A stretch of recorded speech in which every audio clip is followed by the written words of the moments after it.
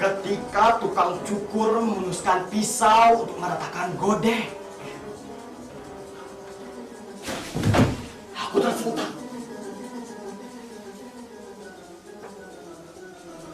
Aku baru menyadari bahwa kehidupan berbahaya. Dunia manusia lebih buas dari rimba raya. Mengancam. Di mana-mana menganga bahaya. Siapa yang dapat menjamin tukang cukur tidak akan hanya merapikan godek dan jenggot kita? Bagaimana kalau ia menorehkan pisau itu ke leherku?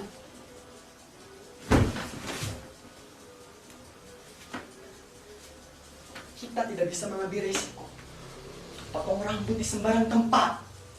Karena berhubungan dengan tukang potong rambut yang tidak dikenal, setiap saat bisa berarti memotong leher. Bahkan dengan tukang cukur yang sudah dikenal pun, bahaya akan selalu ada. Bagaimana kalau pisau yang terhunuskan di tangannya itu menimbulkan inspirasinya, memanggil kenangan-kenangannya kepada perasaan marah, jengkel, atau keki. Mungkin terhadap orang lain. Tapi bisa saja emosi itu menggerakkan hatinya dan memaksa kita jadi santapan pelepasan. Apalagi kalau pernah dengan tidak kita sadari telah melukai perasaannya, tidak menyapa waktu ia menyapa, lupa membayar hutang waktu bercukur yang lalu. Ia kan juga seorang manusia biasa. Ia manusia biasa yang hatinya bisa goyah kalau memegang pisau.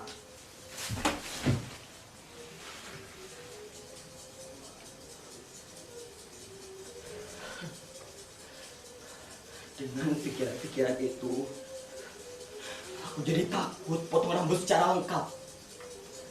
Kalau rambut sudah digunting, aku langsung bilang stop. Tidak usah dirapikan dengan pisau.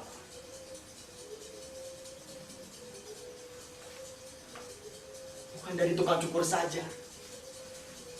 Dari setiap sudut, 360 derajat memancar ancaman. Di mana-mana bahaya. Coba, apa jaminannya? Kalau kita pesan makan di restoran, koki restoran tidak akan memasukkan racun tikus ke dalam makanan. Kita tidak tahu siapa yang memasak di belakang sana. Kita tidak bisa nyelonong dan melihat mereka memasukkan bumbu ke dalam makanan setiap kali kita mau makan. Bisa jadi mereka itu koki-koki gila, seorang pembunuh, atau musuh kita yang nyamar jadi koki.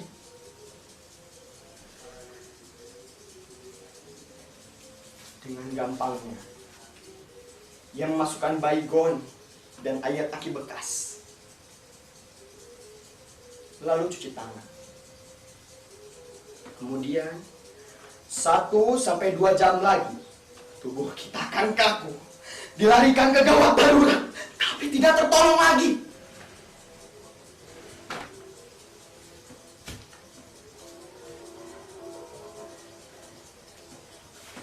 Dan jaminan apa yang ada di jalan raya? Mobil yang datang dari arah depan atau belakang kita tidak akan menggilas kita.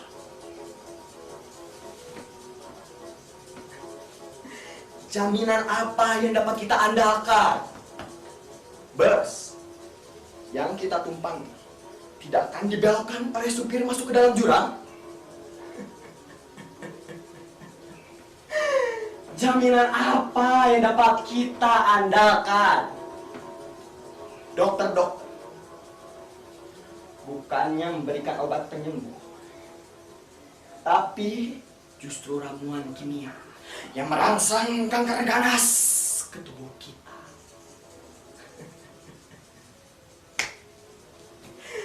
Dan jaminan apa yang ada di rumah? Bahwa kabel-kabel listrik tidak akan putus lalu mendengar kita yang sedang enak-enak tidur.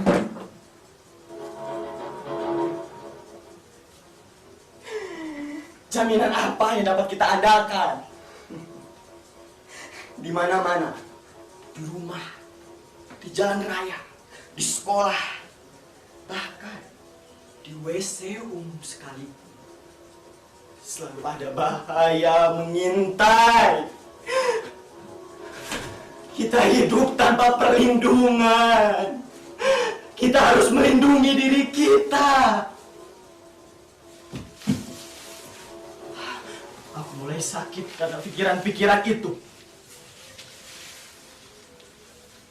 Aku begitu cemas.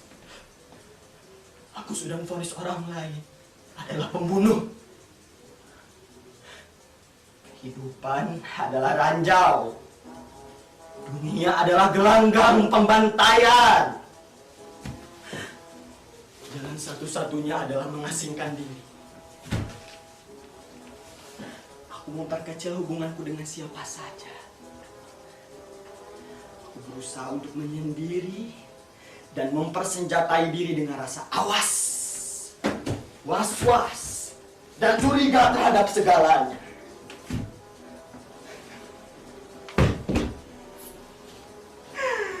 Bahkan, aku mencurigai diriku sendiri. Siapa yang dapat menjamin bahwa aku dapat dipercaya? Karena aku terdiri dari otak, rasa, serta emosi.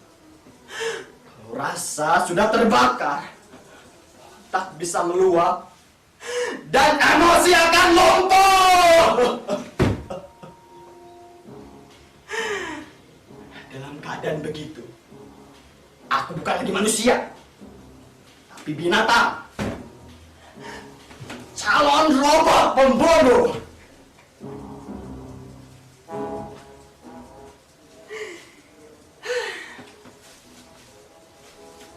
Setiap waktu, aku dapat menjadi jagal orang lain dalam setiap kesempatan.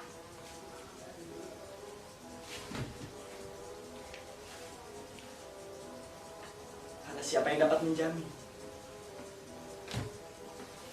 Aku tidak akan meraih pisau makan di restoran, lalu menusukkannya ke lambung orang makan yang ada di sebelahku, yang matanya begitu menjijikkan. Siapa yang dapat menjamin? Aku tidak akan berteriak bohong, bangsat, lontek, dan sebagainya dalam sebuah pertemuan resmi. Ketika seorang wali kota dihadiahi kehormatan sebagai putra terbaik, siapa yang dapat menjamin tidak akan merebut pistol di pinggang seorang polisi, lalu menembakkannya sampai pelurunya habis ke atas kepala siapa saja yang kebetulan lewat? Dor, dor, dor, dor, dor, dor.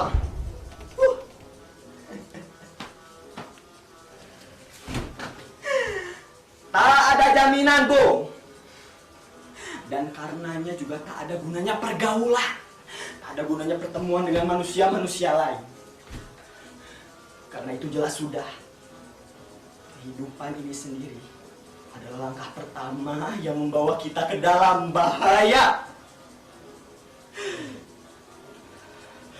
Dengan pikiran-pikiran itu, aku lalu menyepi. Tapi ketika sepi, sunyi pengasingan diri juga tidak memberikan ketentraman. Karena bahaya itu sudah bersarang di dalam hatiku. Aku putus asa.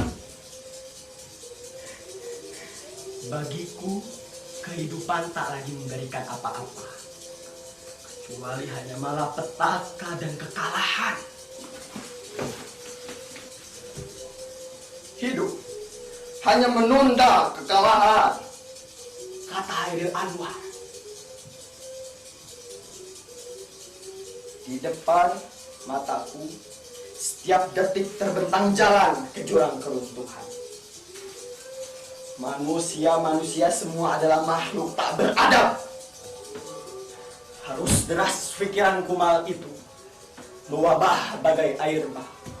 Tak mampu ku tahan, tak bisa ku tolak, tak kuasa ku terima.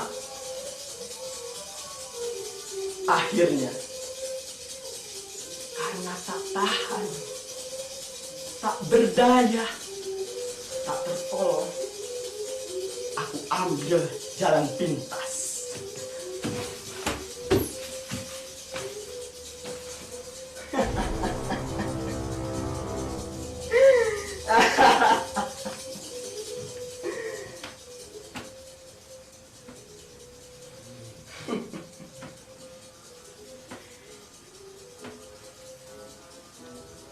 No.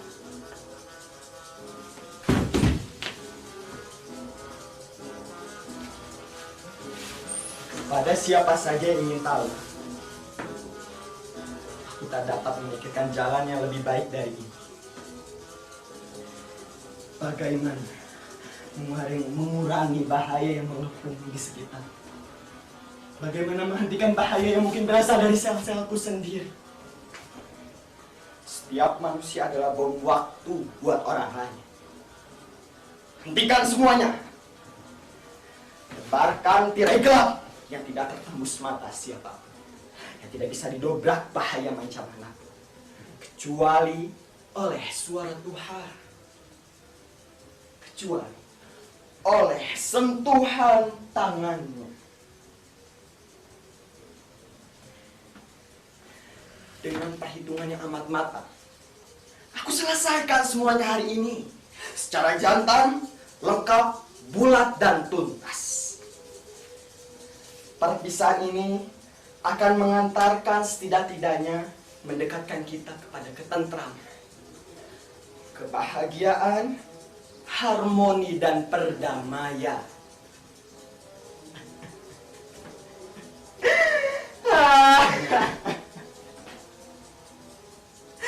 Kalau tidak ada yang mau mengerti, terserah. Aku sudah dianggap sesat karena kemasukan setan pasrah.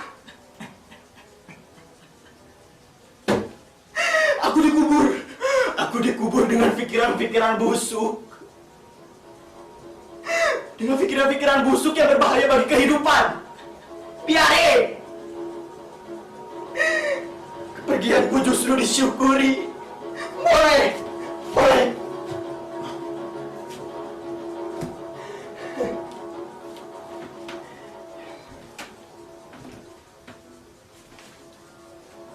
Tak ada seorang pun yang sedih. Tak ada seorang pun yang kehilangan. Semua mengenangku sebagai musuh. Aku, surat wasiatku, segala sepak terjangku adalah virus ganas.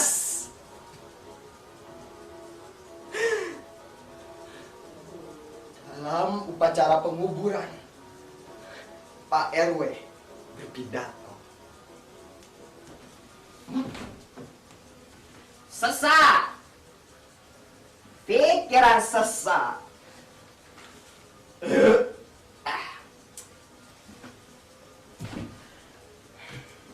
Saudara-saudara semua, orang yang masih hidup, tentunya.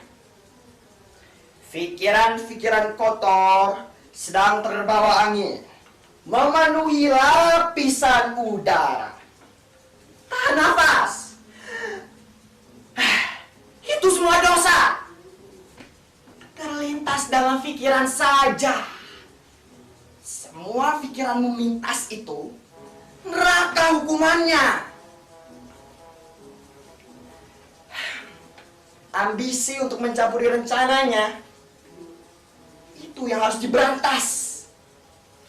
Bukan manusia, tapi hanya yang di atas sana yang boleh menulis sejarah. Semua media massa memompa kata R. Semua kenalan-kenalanku mengingatkan orang yang belum kenal aku supaya awas.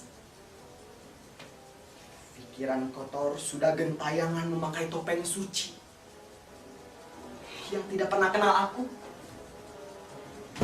yang tidak pernah mengerti alam pikiranku, tambah keblinger.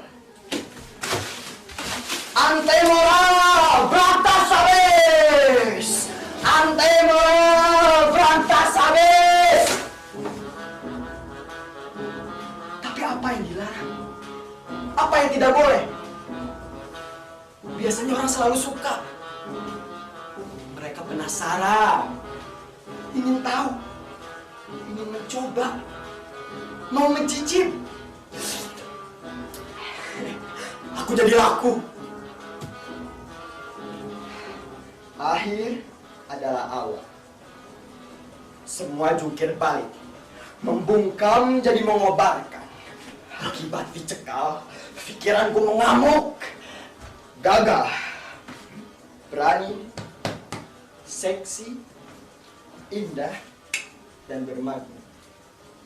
Kematianku begitu mempesona dan agresif.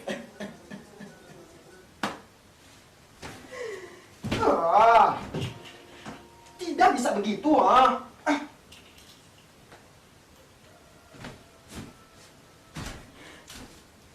Jangan pikiran meminta yang pendek itu, tak bertanggung jawab, egois, anarkis, provokatif. Itu tidak boleh. Bodoh, cepat, asosial, mengandung pesona berbahaya bagi moral, tak bertanggung jawab.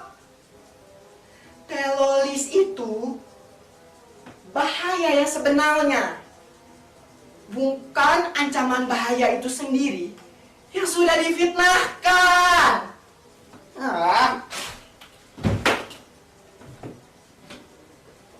Mas Gani. Oh, Pak Ayom. Profesor kan? Profesor Dr. Ali. Profesor Bos.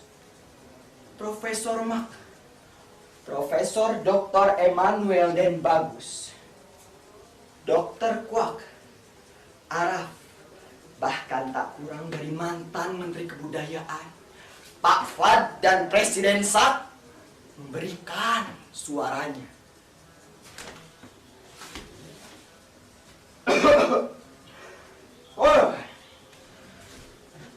Bunuh kejahatan pikiran itu. Racunnya terus menjalar, setiap saat akan meledak. Dia mengacaukan antara yang ada dan tidak ada. Kikis tuntas, tidak ada kata ampun. Bukan karena pikiran itu yang besar, tapi karena begitu sederhana, mudah, naif, menjanjikan penyelesaian tunggal yang keji terhadap kenyataan dunia yang kompleks.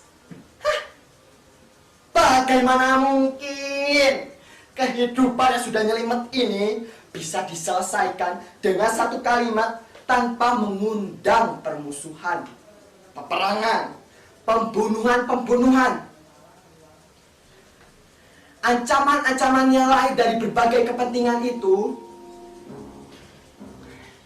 panutan dan kelompok etnik, bukan saja dari dalam negeri, tetapi juga di seluruh dunia. Itu dinamika kehidupan.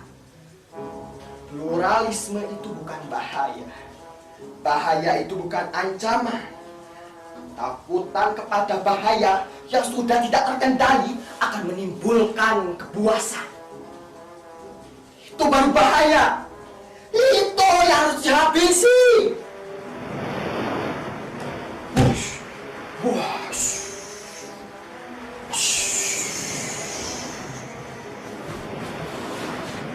Angin puting beliung bertiup sebaliknya. Propaganda kebencian menyerang dari segala jurusan. Aku dikejar-kejar. Aku dikejar-kejar.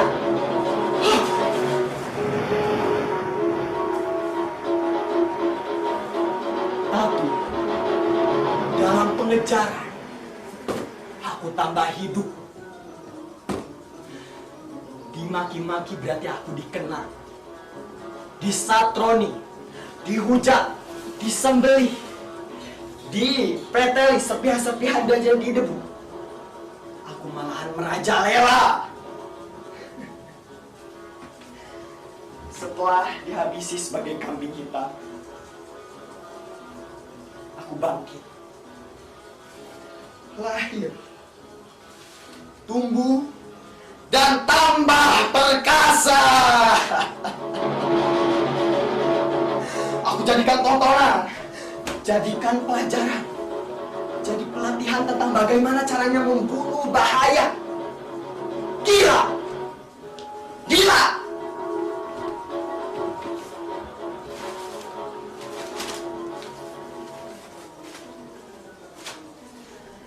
Aku adalah pelajaran bahaya. Aku harus dimengerti untuk mengerti apa yang harus dijauhi. Aku buku suci apa yang tabu. Mau tahu siapa yang harus dikutuk? Lihatlah aku! Aku adalah musuh besar yang harus dibasmi itu. Yang tidak bisa mati tentunya, tanpa dipahami. Maka, cintailah aku! Cintailah aku!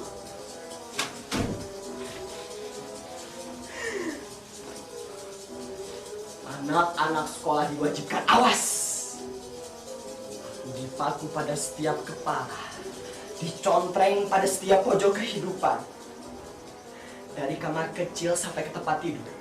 Orang waras, orang melek, orang pintar, orang sedang buang hajat, orang sedang bercinta, orang bego, teler, sakit jiwa. Semua harus waspada. Tahu aku! Tahu aku! Aku jadi tambah populer dan mewabah. Bangsat yang dilestarikan, itulah aku. Bangsat deh, bangsat, bangsat, bangsat, bangsat. Yang tidak tahu jadi tahu, yang tidaknya jadi terusik, yang terusik lalu bertindak, yang bertindak makin ganas, yang ganas kontan hilang ingatan, yang hilang ingatan bablas. Karena yakin akan masuk surga. Nyempe.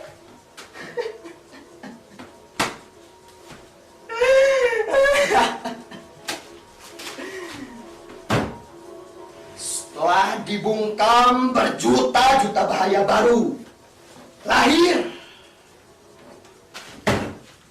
galak, gigit-gigit, penuh dendam.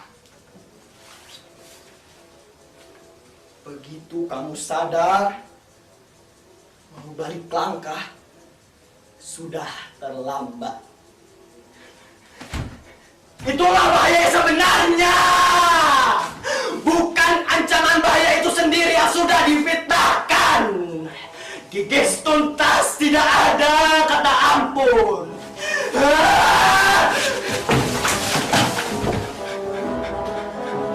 Itulah bahaya sebenarnya. Dunia manusia lebih luas dari rimba raya, mengancam di mana-mana,